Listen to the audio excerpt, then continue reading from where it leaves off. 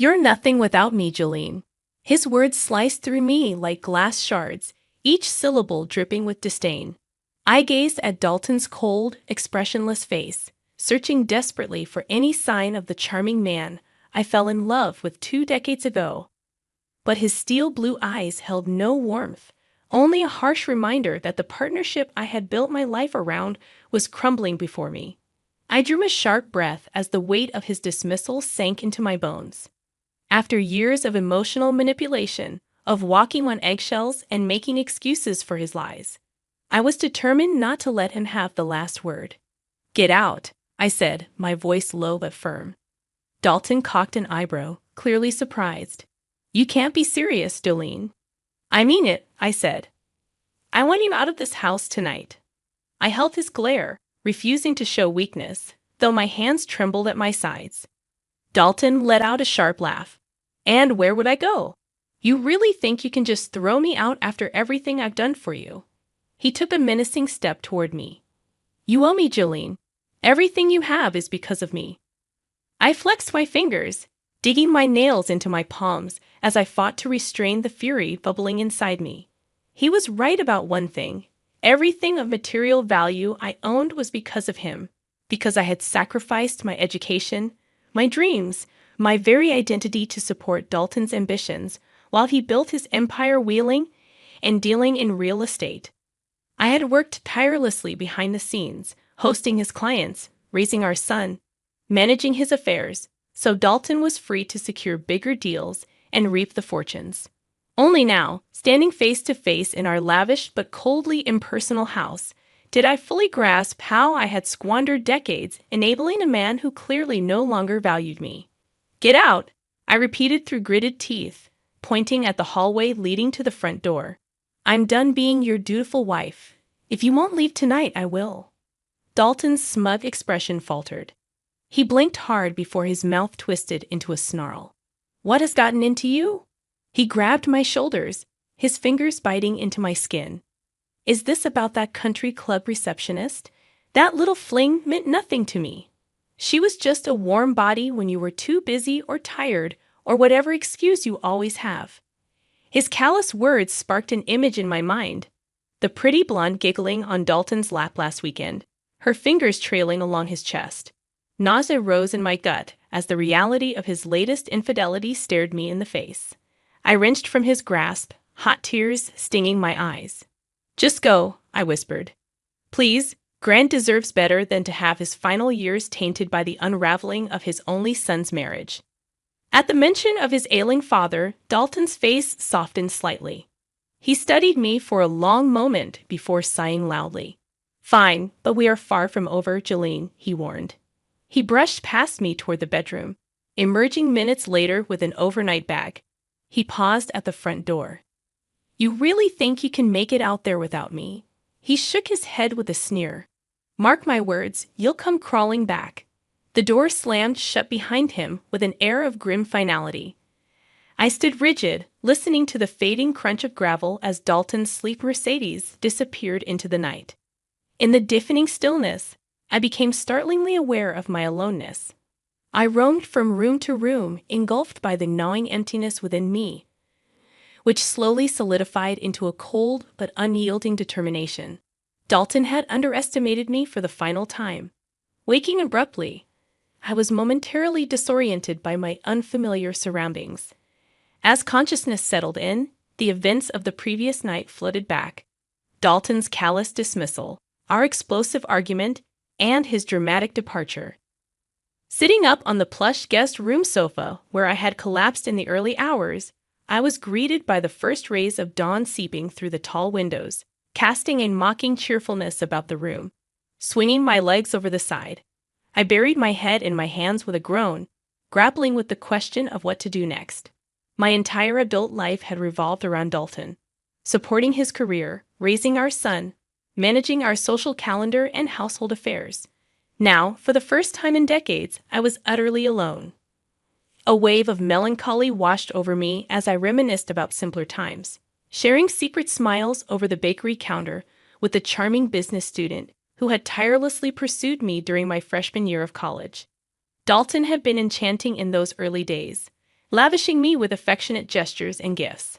I was the pride of my small hometown when the most eligible bachelor chose me. When Dalton proposed just 8 months after we met, I stunned my family by dropping out of school to plan our whirlwind wedding. Caught up in the intoxicating rush of young love, I couldn't fathom denying Dalton anything. However, as Dalton's ambitions swelled, the sweet gestures gradually faded. He criticized my modest career aspirations, convincing me that staying home with future children was paramount. I buried my needs and independence to support his relentless climb up the corporate ladder. Somewhere along the way, amidst the demands of work, parenthood, and societal expectations, we ceased to be partners. Dalton's ego and self-interest consumed us both. Rising slowly from the couch, resigned to face this new and daunting phase of life alone, I began to gather my belongings. My gaze fell upon the antique desk in the corner of the room, another flashy sign of Dalton's growing wealth. On impulse, I pulled open the top drawer, where amidst the clutter of pens and rubber bands, my fingers brushed against a small, unfamiliar box, my heart racing. I retrieved the velvet case and unclasped it with trembling hands. Nestled inside was a gorgeous diamond tennis bracelet, glinting boldly in the morning light.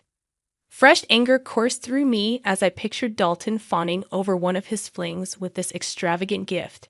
It was yet another representation of his selfishness, lavishing treasures on his whims while I made do with the same jewelry he had given me decades ago. My bitterness swelled, usurping the grief that had threatened to overwhelm me. Dalton had smugly declared I couldn't survive without him, convinced I would never walk away from the comfortable life his wealth afforded. Staring down at the diamond bracelet, a bold idea took shape.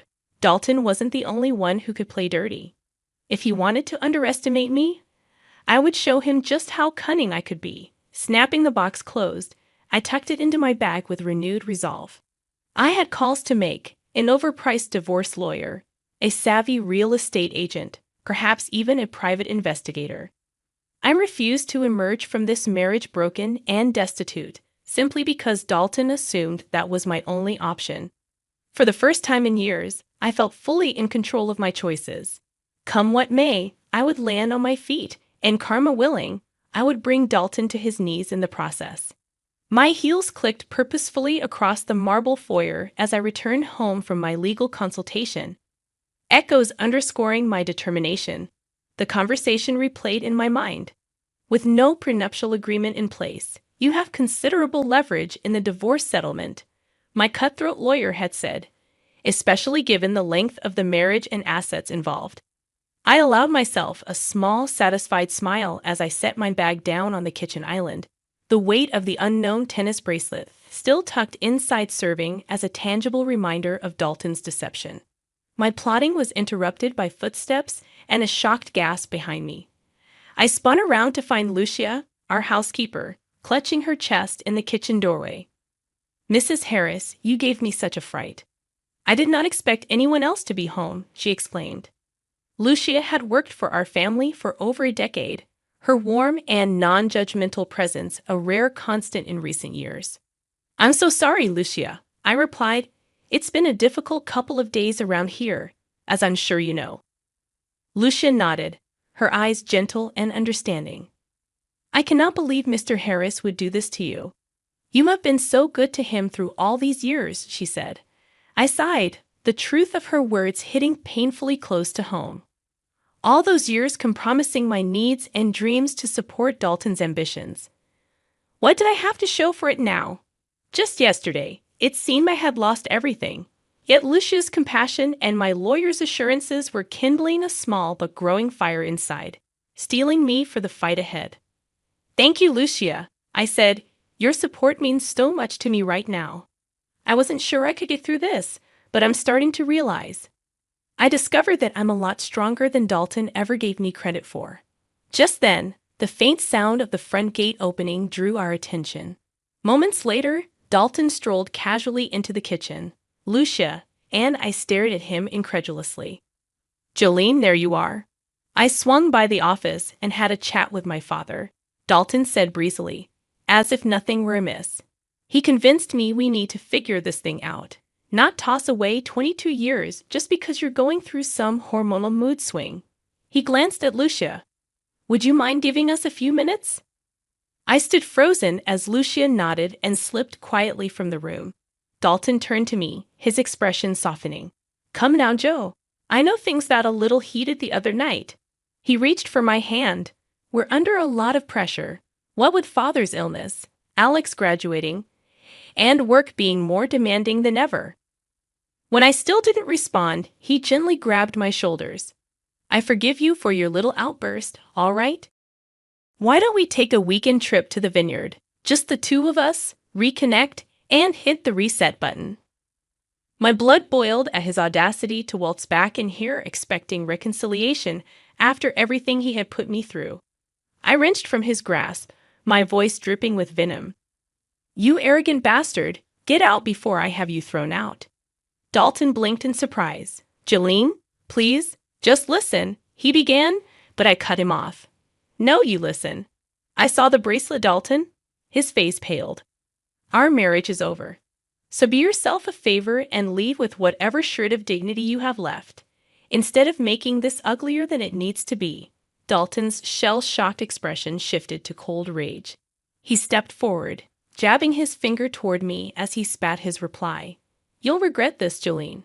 I promise you that. I awoke the next morning feeling truly rested for the first time in recent memory. Dalton's latest attempt to manipulate me had only affirmed I was on the right path. I stretched lazily, surprised to realize I had slept through the night without aid of my usual sleeping pills. Throwing back the covers, I headed for the shower with fresh resolve, the conversation with my lawyer replaying in my mind. Document everything from this point forward. Every financial record you can get your hands on, any evidence of affairs. It will only strengthen your position. By the time I finished blow-drying my hair, I was brimming with purpose. I quickly dressed and headed straight for Dalton's home office. If he thought he could intimidate me into staying with veiled threats, he had another thing coming. I took control of my future as I rifled through Dalton's meticulously organized drawers and files, my hands expertly guiding me to the most relevant documents. Bank statements, investment reports, loan applications. I assembled anything that provided transparency into our financial lives, anything I could leverage to ensure I emerged from this divorce securely on my own 2 feet. Nearly 2 hours passed in a blur before I heard movements elsewhere in the house. I scrambled to return the home office to its original pristine condition, just as Lucia appeared in the doorway. Mrs. Harris, pardon the interruption, but your lawyer is on the phone, she said tentatively. My heart leaped with renewed motivation. Snatching up my stuffed briefcase, I squeezed Lucia's shoulder appreciatively as I hurried past. Lou, you're a gem. Wish me luck, I called over my shoulder. Safely sequestered in my makeshift bedroom suite, I eagerly accepted the call. My lawyer's smooth voice greeted me on the other end of the line. Jolene, I have an update. My investigator uncovered something rather interesting. What followed was perhaps the final missing piece of the puzzle. In addition to evidence corroborating Dalton's long-term affair with his assistant, my lawyer had discovered questionable activity around my husband's latest real estate project. It appears Dalton and his business partner may be intentionally devaluing the property on paper while projecting high future returns to investors, he explained. It's not definitive fraud yet, but it's ethically questionable at minimum. I shook my head in disgust as I realized I had only scratched the surface of Dalton's deceit. After profusely thanking my lawyer for the update, I hung up the phone feeling more empowered than ever. I now held the keys for my liberation from Dalton's toxic web in every sense, emotionally, financially, socially. Emboldened by this newfound evidence, I found myself actually hoping Dalton would try confronting me again. I would relish seeing the smug smile wiped clean off his face when he realized I now held all the cards. The fantasy faded as unwelcome sadness momentarily softened my resolve. Somewhere under the arrogance and duplicity lurked the man who had once made me feel cherished. I said a silent goodbye to that Dalton, the one who existed before success corrupted him completely. With peace in my heart, I tucked away the memory of him for good, along with any lingering doubts about my path forward. This was my life now, and I refused to let anyone control my fate ever again. I stared in disbelief at the documents spread across the desk before me: financial statements, private emails, company memos, all pointing to the same devastating truth. Dalton had lied. My husband was facing bankruptcy and hadn't bothered to give me even the slightest warning.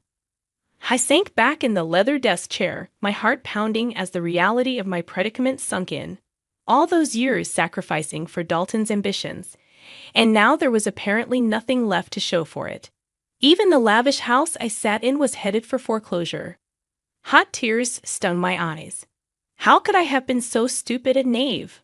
Of course, Dalton would find new ways to deceive me right up until the bitter end. My sadness quickly hardened into rage as I considered how easily Dalton could have hidden assets or squirreled away funds, anticipating our divorce. I rifled through the papers again, seeking clues, but found nothing concrete. My phone buzzed loudly, jolting me from my frantic research. I glanced at the caller ID, my lawyer. Taking a deep breath to steady my voice, I answered.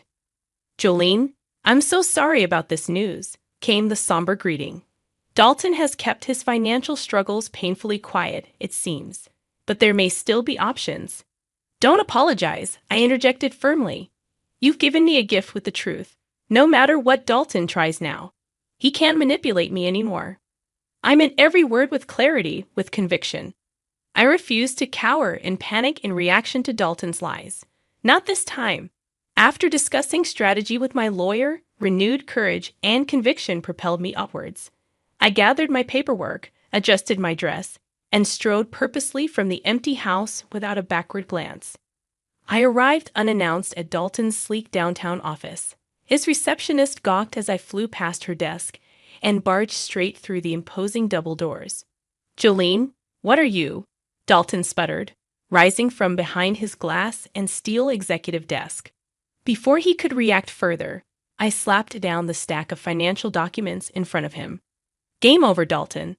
I know everything," I announced. His confident expression wavered slightly. I pressed my momentary advantage. "I'll be filing for divorce tomorrow. Given your situation, I expect you to be reasonable in the settlement." Dalton opened his mouth to protest, but I silenced him with one final blow. "And if you fight me, I won't hesitate to share every sordid detail with the board, your investors, our entire social circle." My voice rang with conviction. "My lawyer seems confident that exposing your dirty laundry would rather undermine your attempts to save face and salvage your precious reputation, bankruptcy notwithstanding."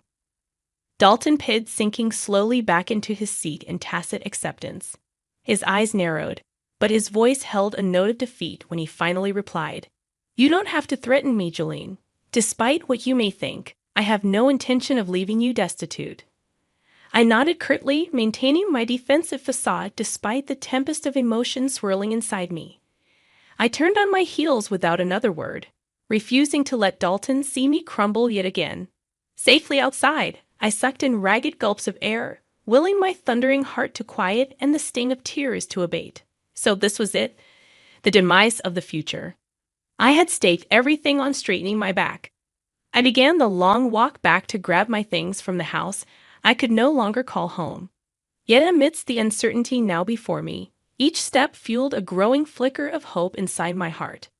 I was finally taking back control of my life, and God help anyone who tried to stand in my way. I took a deep, steadying breath as I prepared to sign the final divorce decree. After weeks of tense negotiations, we had finally reached an agreement. I would retain ownership of our main residence and receive a sizable portion of marital assets. Dalton would keep his summer beach house and the remaining investments. "Just sign the damn thing so we can end this charade of a marriage once and for all," Dalton grumbled, shoving the paperwork toward me. I picked up my pen, hesitating even now. Parting ways with Dalton for good unleashed a swirling vortex of emotions I thought I had neatly compartmentalized. Sensing my reluctance, Dalton seized the opportunity to twist the knife one final time. "Having second thoughts about throwing away your cushy future as Mrs. Dalton Harris?" Not so easy to give up the private jets and beachside villas for a life of mediocrity, is it? His smug expression fueled my mounting anger, vanquishing any last shred of sadness.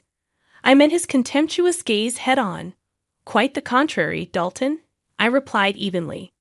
I discovered recently that I have assets of my own. His eyes narrowed at my cryptic response. I continued, remember that lakeside property I inherited from my grandmother years ago? The one you insisted I sell right away so you could fund your newest development. Dalton shifted uncomfortably at the long-forgotten memory. After ignoring his demands to liquidate the modest land asset, I had tucked away the property deed, retaining my small connection to family history. Well, it turns out that land is now prime real estate worth nearly $2 million, I revealed casually. So you see, I'll manage just fine on my own. Dalton's face morphed from confusion to disbelief to outrage in quick succession. He sputtered indignantly, "What? You can't prove." "No matter." I cut off his rambling threats with a wave of my hand. "Don't waste your time or money, Dalton. The property is solely in my name. But by all means, take me to court if you need yet another public humiliation."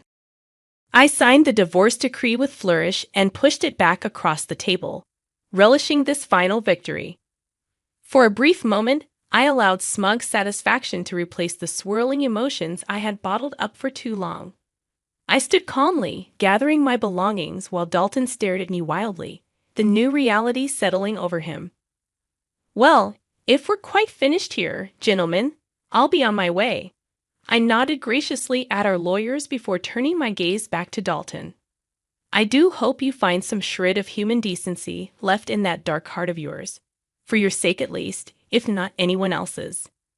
With those final words, I walked steadily from the room, only allowing myself to tremble with release once outside the oppressive atmosphere. I leaned against the cool brick wall, taking deep, healing breaths. The time had come to close this painful chapter for good and step wholly into a future of my own making. While Dalton grappled with his bitter comeuppance, I felt only lightness and liberty. Tomorrow would mark the first sunrise of a life no longer confined by secrets, manipulation, or the suffocation of stunted dreams. Against all odds, I had salvaged my sense of self from the ruins of betrayal, and nothing could dampen my spirit now. I heaved a satisfied sigh, admiring my surroundings. The blank walls and bare floors held only possibility, a far cry from the cold opulence of the home.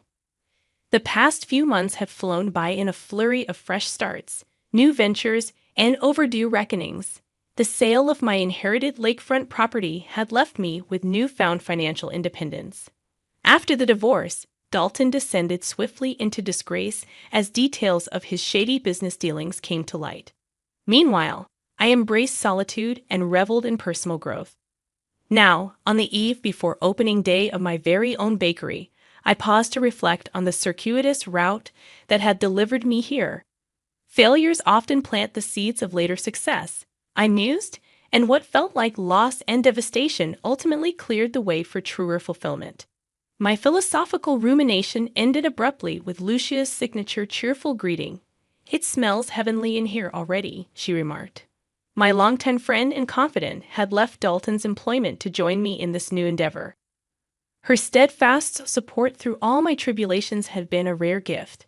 We spent the afternoon preparing a test batch of goodies showcasing my decadent family recipes. Tomorrow, these polished granite countertops would display baskets brimming with flaky croissants, glossy fruit tarts, and artisan breads. As we worked, laughing easily together, my phone buzzed loudly in my pocket. I dusted the flour from my hands before glancing at the caller ID, an international number I didn't recognize. Curiosity got the better of me. "Hello, Jolene Harris speaking." I answered briskly, prepared to terminate yet another sales solicitation. But the smooth, familiar voice I heard instead jolted me completely. "Jolene, it's Dalton." "I'm sorry for the out-of-the-blue call," he said, sounding uncharacteristically hesitant and deflated. Curiosity rooted me in place. "I just heard about your new bakery on social media." "Congratulations." His voice trailed off awkwardly. "Anyway, the reason I'm calling, I know my apology likely means nothing at this point, but I wanted to express my sincere regret for how everything unfolded. I stood frozen in stunned silence, trying to process Dalton's words as he continued haltingly. Leaving you and losing the publicity battle afterwards, it finally knocked some sense into me. I discovered who my true supporters were. Lucia and I exchanged stunned looks. Was Dalton Harris actually demonstrating humility? When I still didn't respond, Dalton pressed on. I ended up relocating abroad to escape the drama and scrutiny. I have an opportunity to start fresh here. But before I did, I needed to make amends, to let you know how much I respect and admire you for landing on your feet. You didn't deserve how I treated you. I cleared my throat, regathering my wits after Dalton's emotional appeal. I appreciate you saying all of that, Dalton. I can't erase the pain you caused, but healing comes from moving forward with wisdom and grace. We exchanged a few more awkward pleasantries before hanging up. As I slowly set down the phone, Lucia appeared by my side, concern crinkling her warm eyes. "Are you all right, dear?" she asked. Considering the question, I took full stock of my emotional state. To my pleasant surprise, instead of the usual hurt and frustration Dalton's presence evoked, I felt only forgiveness and peace. His mistakes were no longer mine to carry. Meeting Lucia's caring gaze, I gave her a genuine smile. "Actually, yes, I'm more than all right. For the first time in ages, I feel completely free," I said. She squeezed my hand supportively, a look of pride and joy lighting her face. Together, we turned our focus back to preparing for tomorrow's grand opening. With clarity and purpose, I stepped wholly into the life and dreams I had deferred for too long.